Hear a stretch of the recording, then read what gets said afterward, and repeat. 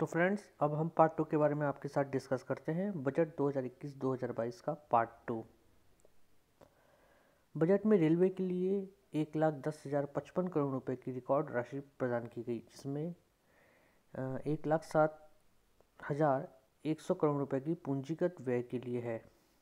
शहरी अवसंरचना। सरकार मेट्रो रेल नेटवर्क के साथ साथ सिटी बस सेवा के विस्तार के जरिए भी शहरी क्षेत्रों में सार्वजनिक परिवहन की हिस्सेदारी को बढ़ाने के लिए भरसक प्रयास करेगी।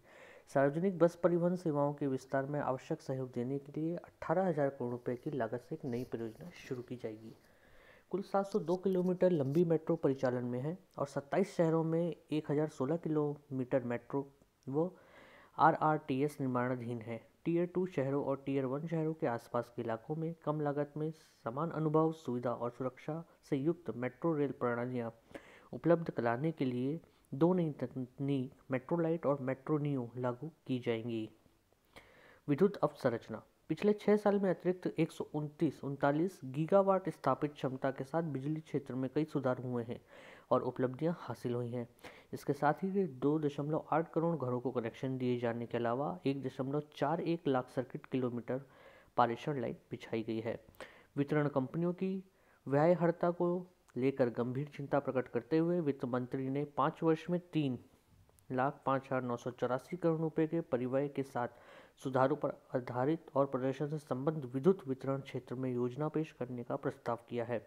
योजना के तहत बिजली वितरण कंपनियां डिस्कॉम्स को वित्तीय स्थिति में सुधार के लिए जरूरी प्रीपेड, स्मार्ट मीटरिंग और फीडर से अलग करने, प्रणाली में सुधार सहित अवसंरचना निर्माण के लिए सहायता उपलब्ध कराई जाएगी। बंदरगाह, नौवहन, जलमार्ग। बड़े बंदरगाह अपने दम पर अपनी परिचालन सेवाओं के प्रबंधन से एक ऐसा मॉडल बनने की ओर कदम बढ़ाएंगे जहां एक निजी साझेदारी उनकी तरफ से इसका प्रबंध करेगा। इस उद्देश्य से बजट में वित्त वर्ष 2021-22 में निजी सार्वजनिक साझेदारी मॉडल पर बड़े बंदरगाहों 2,000 करोड़ रुपये से ज़्यादा धनराशि का प्रस्ताव किया गया है।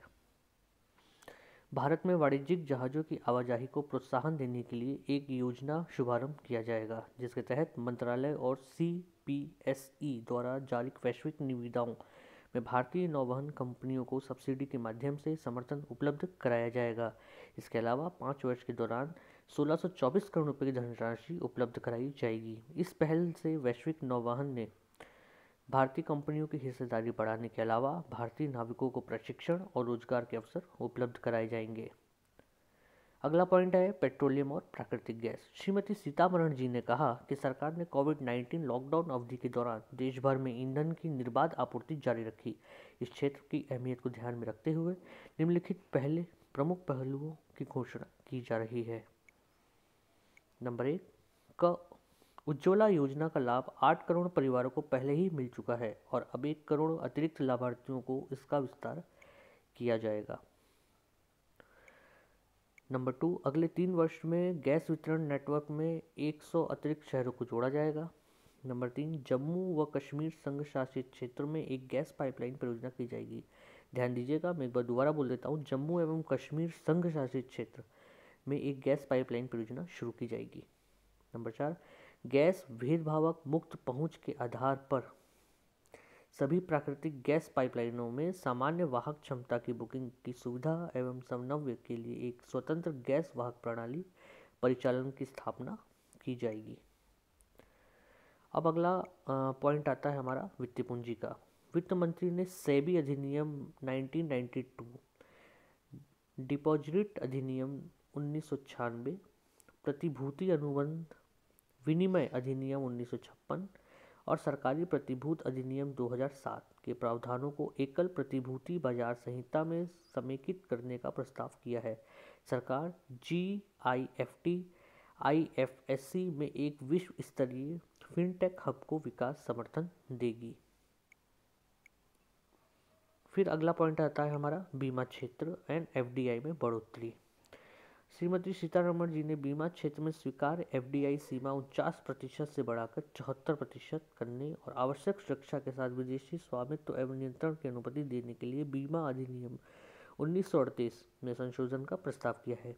नई संरचना के तहत बोर्ड में कम से कम 50% निदेशक स्वतंत्र निदेशक होते हुए ज्यादातर निदेशक और प्रबंध से जुड़े महत्वपूर्ण संपूर्ण व्यक्ति भारतीय ही होंगे और मुनाफे के एक निश्चित हिस्से को सामान्य आरक्षित निधि के रूप में बरकरार रखा जाएगा। अगला पॉइंट आता है आपका विनिमय और रणनीतिक बिक्री।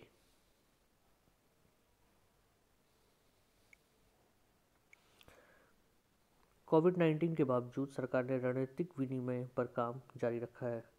वित्त मंत्री ने कहा कि वर्ष 2021-22 में VPCL, air India shipping corporation of India, container corporation of India, IDBI bank, VEML, Pawan Hans और नीलांचल इस्पात निगम लिमिटेड सहित सार्वजनिक क्षेत्र के कई उद्यमों को विनिवेश पूरा कर लिया जाएगा। सरकार का IDBI बैंक के अलावा सार्वजनिक क्षेत्र के 2 अन्य बैंकों और एक साधारण बीमा कंपनी का निजीकरण भी 2021-22 में पूरा करने का प्रस्ताव है। फिर हम बात करते हैं अगले पॉइंट की। सरकार 2021-22 में जीवन बीमा निगम का IPO भी लगाएगी, जिसके लिए आवश्यक संशोधन इसी सत्र में लाया जाएगा। एक बेहद अहम घोषणा में वित्त मंत्री ने कहा कि आत्मनिर्भर भारत पैकेज में उन्होंने सार्वजनिक क्षेत्र के उपक्रमों के रणनीतिक विनिवेश पर एक नीति लाने की घोषणा की थी। उन्होंने कहा कि सरकार ने इससे संबंधित नीति को स्वीकृति दे दी है। नीति सभी गैर रणनीतिक और रणनीतिक क्षेत्रों में विनिवेश के लिए एक स्पष्ट रूपरेखा उपलब्ध कराएगी। सरकार ने ऐसे 4 क्षेत्र चुने हैं जो रणनीतिक हैं, जैसे CPSE में न्यूनतम हिस्सेदारी बरकरार रखी जाएगी और बाकी में निजीकरण किया जाएगा। गैर रणनीतिक क्षेत्रों में CPSE का निजीकरण किया जाएगा, अन्यथा उन्हें बंद कर दिया जाएगा। उन्होंने कहा कि विनिवेश नीति को गति देने के लिए नीति आयोग ऐसे केंद्रीय सार्वजनिक कंपनियों की सूची तैयार करेगा जिनका रणनीतिक विनिवेश किया जाएगा। सरकार ने बजट अनुमान 2021-22 में विनिवेश के लिए 1,75,000 करोड़ रुपए मिलने की उम्मीद जताई है। अगले पॉइंट है आपका आकांक्षी भारत के लिए समावेशी विकास। आकांक्षी भारत के लिए वित्त मंत्री ने समावेशी विकास के अंतर्गत कृषि एवं सहायक क्षेत्रों, किसान कल्याण और ग्रामीण भारत, प्रवासी मजदूर एवं श्रम और वित्तीय समावेश को शामिल करने की घोषणा की है। कृषि के बारे में अभी हम बात करते हैं। वित्त मंत्री ने कहा कि सरकार किसानों के कल्याण के लिए प्रतिबद्ध है। सुनिश्चित कीमत उपलब्ध कराने के लिए MSP व्यवस्था में व्यापक बदलाव हुआ है, जो सभी कमोडिटीज़ के लिए लागत की तुलना में कम से कम 1.5 गुना हो गया है। खरीद एक निश्चित गति से निरंतर बढ़ रही है। इसके परिणाम स्वरूप किसानों को भुगतान में बढ़ोतरी हुई है। गेहूं के मामले में 2013-14 में किसानों ने कुल 33,874 करोड़ रुपए का भुगतान किया गया। वर्ष 2019-20 में ये संख्या 62,802 करोड़ रुपए का भुगतान किया गया। 2020-21 में इसमें और सुधार हुआ था, किसानों को 75,060 करोड़ रुपए का भुगतान किया गया। इससे लाभान्वित होने वाले गेहूं किसानों की संख्या 2021-21 में बढ़कर 43.36 लाख हो गई, जो 2019 और 20 में 35.57 लाख रुपए थी। धान के लिए 2013-14 में 63,928 करोड़ रुपए का भुगतान किया गया। 2019-20 में यह वृद्धि 1,41,930 करोड़ रुपए थी। वर्ष 2020 और 21 में यह सुधर कर 1,72,752 करोड़ रुपए हो गई। इससे लाभान्वित होने वाले धान किसानों की संख्या 2020 और 21 में बढ़कर 1.54 करोड़ रुपए हो गई, जो संख्या 2019-20 में 1.24 करोड़ रुपए थी। इसी तरह दालों के मामले में 2013-14 में 236 करोड़ रुपए की धनराशि का भुगतान किया गया। 2019-20 में धनराशि बढ़ के 8,285 करोड़ रुपए हो गई। इस समय 2020 और 21 में यह संख्या 10,530 करोड़ रुपए थी, जो 2013-14 के मुकाबले में यह 40 गुना से भी ज़्यादा वृद्धि हो गई इसकी।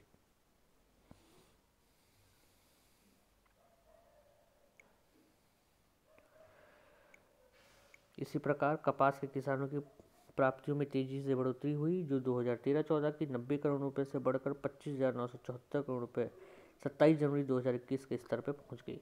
इस साल की शुरुआत में माननीय प्रधानमंत्री ने स्वायत्त योजना की पेशकश की। इसके अंतर्गत गांव में संपत्ति के मालिकों को बड़ी संख्या में अधिकार दिए जा रहे हैं। अभी तक 1241 गाँवों के लगभग 1.880 लाख संपत्ति मालिकों को कार्ड उपलब्ध करा दिए गए हैं और वित्त मंत्री ने 2021-22 के दौरान इसके दायरे में सभी राज्यों और संघ शासित क्षेत्रों को शामिल करने का प्रस्ताव किया है। फिर अगला पॉइंट हम डिस्कस करते हैं। किसानों को पर्याप्त कर्ज उपलब्ध कराने के लिए सरकार ने वित्त वर्ष 22 में कृषि कर्ज का लक्ष्य बढ़ाकर 16.5 लाख करोड़ रुपए कर दिया है। इसी प्रकार ग्रामीण अवसंरचना विकास कोष के लिए आवंटन 30,000 करोड़ रुपए से बढ़ाकर 40,000 करोड़ रुपए कर दिया गया है। नाबार्ड के अंतर्गत 5,000 करोड़ रुपए के कोष के साथ बनाए सूक्ष्म सिंचाई कोष को दूना कर दिया जाएगा। कृषि और सहायक उत्पादों में मूल्य संवर्धन एवं उनके निर्यात को प्रोत्साहन देने के लिए की गई एक अहम घोषणा के तहत अब ऑपरेशन ग्रीन योजना के दायरे में अब तक 22 जल्दी सड़क वाले उत्पाद शामिल हो जाएंगे। वर्तमान में योजना टमाटर, प्याज, आलू और पर लागू है। अगला पॉइंट डिस्कस करते हैं हम। ई नेम्स में लगभग 1.68 करोड़ रुपए किसान पंजीकृत हैं और इसके माध्यम से 1.14 लाख करोड़ रुपए का व्यापार हुआ। पारदर्शिता और प्रतिस्पर्धा को ध्यान में रखते हुए ई नेम को कृषि बाजार में लाया गया है। ई नेम के साथ 1000 से ज़्यादा मंडियों का जोड़ा जा चुका है। एपीएमसी को अपनी अवसंरचना सुविधाएं बढ़ाने के लिए कृषि अवसंरचना कोष को उपलब्ध कराया जाएगा। अगला पॉइंट है मछली पालन। वित्त मंत्री ने मछली उतारने वाले केंद्रों के विकास में पर्याप्त निवेश का प्रस्ताव रखा। वित्त मंत्री ने कहा कि मछली पकड़ने के 5 प्रमुख केंद्रों कोच्चि, चेन्नई, विशाखापट्टनम, पारादीप और पेटुआ घाट को आर्थिक गतिविधियों के केंद्र के रूप में विकसित किया जाएगा। फिर अगला हम पॉइंट डिस्कस करते हैं प्रवासी कामगार और श्रमिक। सरकार ने एक राष्ट्र एक राशन कार्ड योजना शुरू की है। उसके बाद में लाभार्थी देश में कहीं भी अपना राशन का दावा कर सकते हैं। एक राष्ट्र एक राशन कार्ड योजना 32 राज्यों और केंद्र शासित प्रदेशों में लागू होगा। 69 करोड़ लाभार्थियों तक पहुंच रही है। यह संख्या इस योजना के तहत शामिल लाभार्थियों की कुल संख्या की 86% है। बाकी 4 राज्य और केंद्र शासित प्रदेश अगले कुछ महीने में इससे जुड़ जाएंगे। सरकार ने 4 श्रम कोड लागू करने से 20 साल पहले शुरू हुई प्रक्रिया को समाप्त करने का प्रस्ताव किया है। वैश्विक रूप से पहली बार सामाजिक सुरक्षा के लाभ वंचित और मंच कामगारों तक पहुंचेंगे। न्यूनतम वेतन सभी श्रेणी के कामगारों पर लागू होंगे और वह सभी कर्मचारी राज्य बीमा निगम के तहत आएंगे। महिलाओं को सभी श्रेणियों में तथा उचित सुरक्षा के साथ रात की शिफ्ट में भी काम करने की अनुमति दी जाएगी। इसी प्रकार कर्मचारियों पर एकल पंजीकरण, लाइसेंस प्राप्त करना और ऑनलाइन रिटर्न के साथ अनुपालन भार कम किया जाएगा।